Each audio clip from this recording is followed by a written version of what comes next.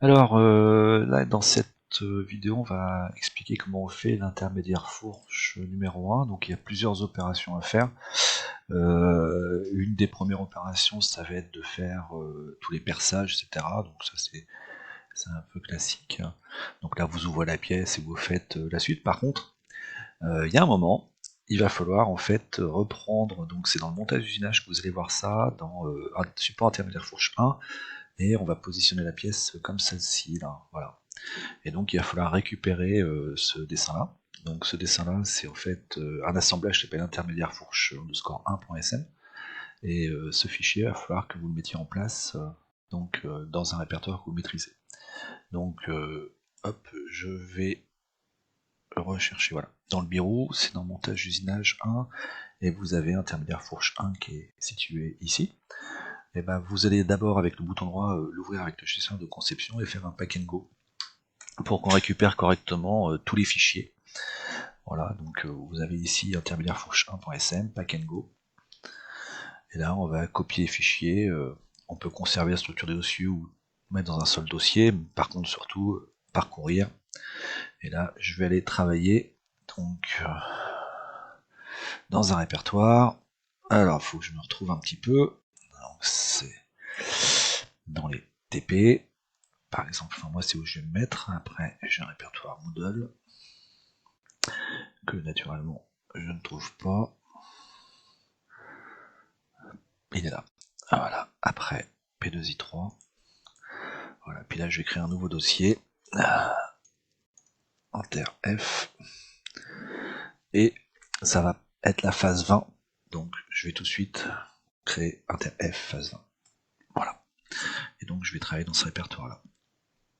Donc là, j'enregistre tous les fichiers et ça va aller me chercher tous mes fichiers et ça va me garder des liens.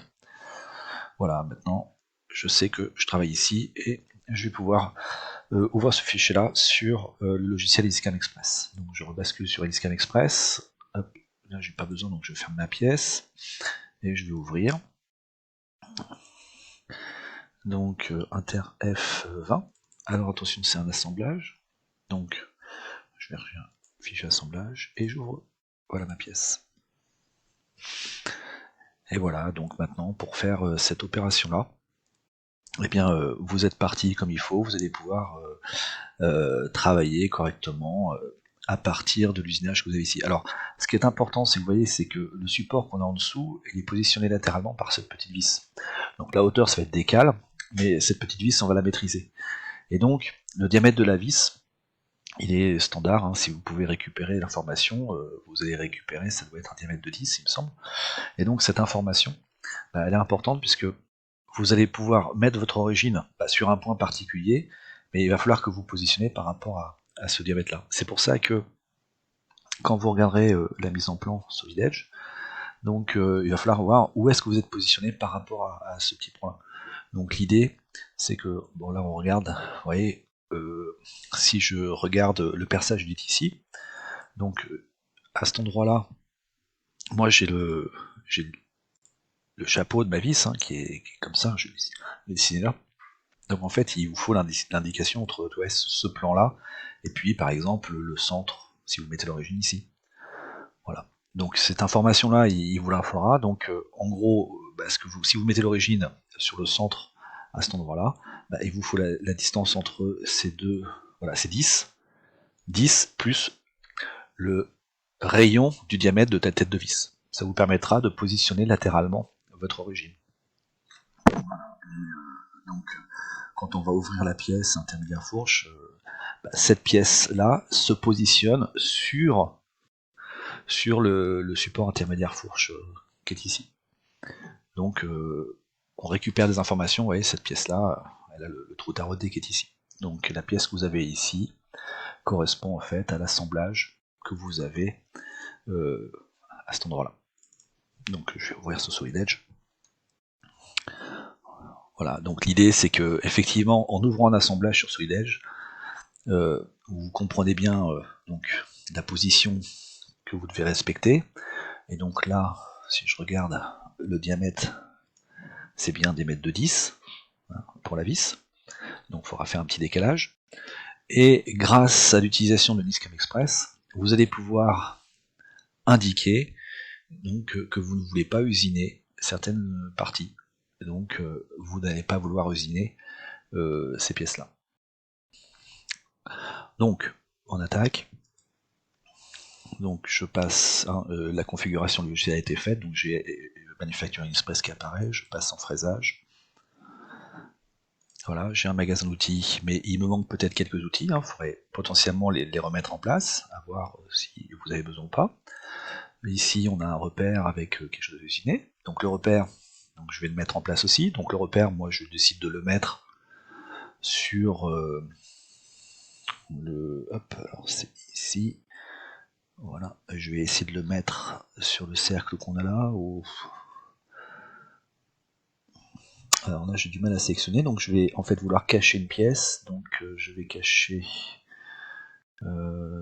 Stub, gagné, et voilà, j'ai gâché les deux pièces qui me gênaient, et je vais pouvoir essayer de récupérer. Alors le problème c'est que vous voyez, je n'arrive pas à sélectionner la pièce, pourquoi? Parce que je suis dans un filtre dans la pièce de travail, je dois passer dans tout l'assemblage pour pouvoir filtrer, et voilà, je récupère bien le centre qu'on a ici.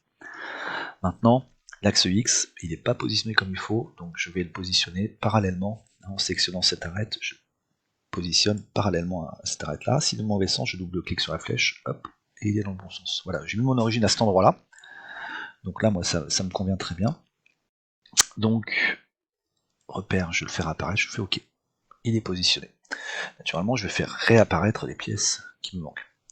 Une fois que j'ai fait ça, donc mon repère est bien placé, je vais lui dire ce que je veux usiner. Donc je vais dans le 4e onglet sur le côté, qui est le navigateur d'opération, je suis dans le mode géométrie, je double-clique sur usiner, et je vais dire j'usine cette pièce-là. Donc c'est la pièce que j'indique, c'est celle que j'usine.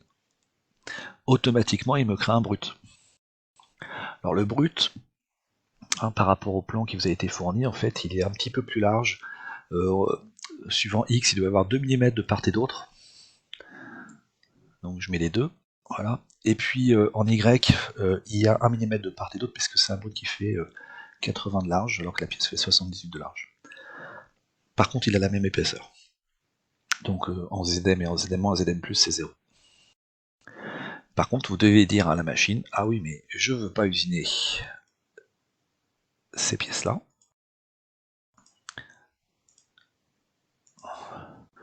Là, c'est à l'intérieur, donc vous n'avez pas besoin de sélectionner ces pièces-là, c'est pas logique que vous les usiniez, donc il n'y aura pas de problème. Je valide. Voilà, et une fois que j'ai fait ça, va falloir que je mette en place des usinages. Alors on peut mettre en place un usinage assez rapide, c'est un détourage intérieur-extérieur. On n'a pas besoin d'une super qualité de pièces, donc là je vais prendre un outil qui est un peu large, donc je vais prendre la fraise par exemple de 63, et cette fraise de 63 va travailler en finition. Je vais pas enlever trop de matière d'un coup, je vais limiter les efforts de coupe. Et là, il faut mettre en place vos conditions de coupe. Donc, c'est que je mets pas les bonnes conditions de coupe, c'est à vous de mettre les bonnes conditions de coupe. Là, j'ai mis des conditions de coupe pour faire un surfaçage. Voilà.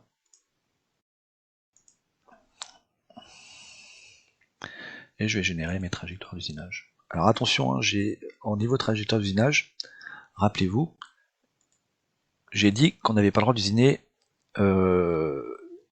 l'axe, le cercle ellipse, etc. J'aurais pu aussi lui dire qu'on n'avait pas le droit d'usiner ces deux pièces-là. Donc je ne l'ai pas mis en place. Alors en fait, là, ça n'a pas d'importance, mais on peut le rajouter. Je l'ai oublié, je le rajoute. Donc je reclique sur ce bouton-là. On voit en rouge, enfin en jaune là actuellement les pièces que je n'ai pas le droit d'usiner, je vais rajouter ça, et je vais rajouter ça. Par contre, il faut laisser la pièce grise, il ne faut pas l'intégrer parce qu'on va effectivement l'usiner un tout petit peu. Voilà. Donc je régénère mes parcours, mais vous voyez, ça va rien changer. Alors, là, je fais mon opération d'usinage, très bien. J'ai fait la pièce, mais pas forcément correctement toutes les surfaces. Donc, on va vérifier le parcours pour voir un petit peu ce que ça donne. Toujours en dynamique 3D, je lance, je regarde un peu ce qui se passe. Bon, puis là, ça a pas l'air d'être trop mal. Peut-être que là, j'ai pas réussi à enlever la matière qui était ici. Donc là, ce que je vais faire, c'est que je vais changer d'outil. Et puis, j'ai demandé un outil un peu avec un petit diamètre qui va venir usiner que là, et ça va être automatiquement détecté par la machine. Donc, pour faire vite, je vais faire un copier-coller. Voilà, je double-clique sur ce que je viens de mettre en place. et je vais changer l'outil. L'outil, c'est pas les mêmes conditions de coupe, donc je vais prendre par exemple la fraise de diamètre 12. Comme c'est pas les mêmes conditions de coupe, je dois aussi changer les conditions de coupe pour cet outil-là. Voilà, donc je reclique à cet endroit-là. Et puis là, on va mettre 120, hop, 0,05. Voilà, je vais laisser les mêmes, j'ai très peu de matière. Ah, 0,05, voilà, vérifier que ça soit bien correctement pris en compte. Et puis là, je vais relancer l'usinage. Alors, là, potentiellement, ces opérations-là ont déjà été faites. Hein. Et vous voyez, il essaye de me refaire de petits endroits et tout. Donc moi, en fait, ici, il n'y avait pas trop de problème, il n'y avait pas de problème, donc je pourrais très bien lui demander, non, non, mais ne fais pas n'importe quoi, essaye de faire ce que je te demande. Donc je vais te dire, non, non, tu travailles uniquement sur les surfaces que je te sélectionne, donc tu vas travailler plutôt là. Voilà. Et puis tu vas essayer de travailler aussi de l'autre côté. Voilà. Je vais lui imposer les endroits où je veux qu'il travaille, qu'il usine. Et donc, il m'avait usiné plein d'endroits particuliers précédemment. Bah là, on va limiter un petit peu ce qu'on va faire. Donc je génère. Et vous voyez, logiquement, il ne devrait usiner que 2 endroits. Voilà, il me fait ça et ça. Bon, très bien. Alors maintenant, qu'est-ce qu'il faut corriger? En fait, sur la première opération, on s'arrête pile à la hauteur de la pièce. Et bah, il faut que je descende un tout petit peu pour être sûr que si jamais il y a un défaut de hauteur, que ça soit correctement pris en place. Donc je vais sur les bouches pièces que j'ai ici, je double-clique, je vais rentrer dans cette opération-là, et puis ici, dans le niveau de coupe, je vais lui dire, tu dois descendre un tout petit peu plus bas que la dernière plage que tu as détectée, donc je vais lui demander de descendre 1 mm en dessous. Voilà. De la même manière, pour l'opération que je viens de modifier, que je viens de créer avec la fraise de 12, je vais lui demander d'aller un tout petit peu plus bas. Donc, dans le niveau de coupe, je lui demande d'aller encore en dessous. De la même manière, je passe en millimètres et je lui dis 1 mm en dessous. Voilà. Naturellement, je veux générer toutes mes opérations, donc je clique sur usiner ou repère, et puis je génère générer le parcours outil de toutes les opérations qui sont en dessous. Ça fait qu'il va me valider les 2 trajectoires d'usinage. Voilà, et j'accepte les parcours. Alors maintenant, qu'est-ce qui n'est pas terrible, c'est qu'en fait, vous avez l'arrondi ici qui est pas très très propre. Donc je vais encore faire un copier-coller. Cette copie de copie, je vais la modifier. Et je vais lui dire, oui, mais tu vas me travailler uniquement maintenant sur l'arrondi. Donc vous voyez, j'ai des surfaces qui sont déjà présélectionnées. Je supprime tout ce que j'ai déjà sélectionné. Et je resélectionne mes arrondis.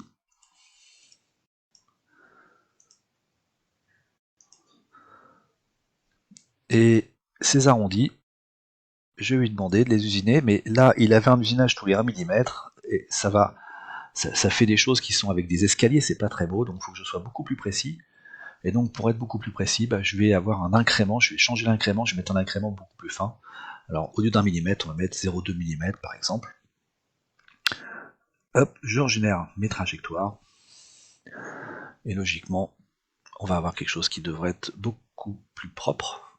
Et on voit ici qu'il y a un petit arrondi à cet endroit-là. Pourquoi? Parce que je dois être au moins à 3 mm de la partie qu'on a ici, qui est le circlipse. J'ai pas le droit d'y toucher. Donc j'ai une marge. Résultat, quand vous vérifiez votre parcours outil, je vais aller vite.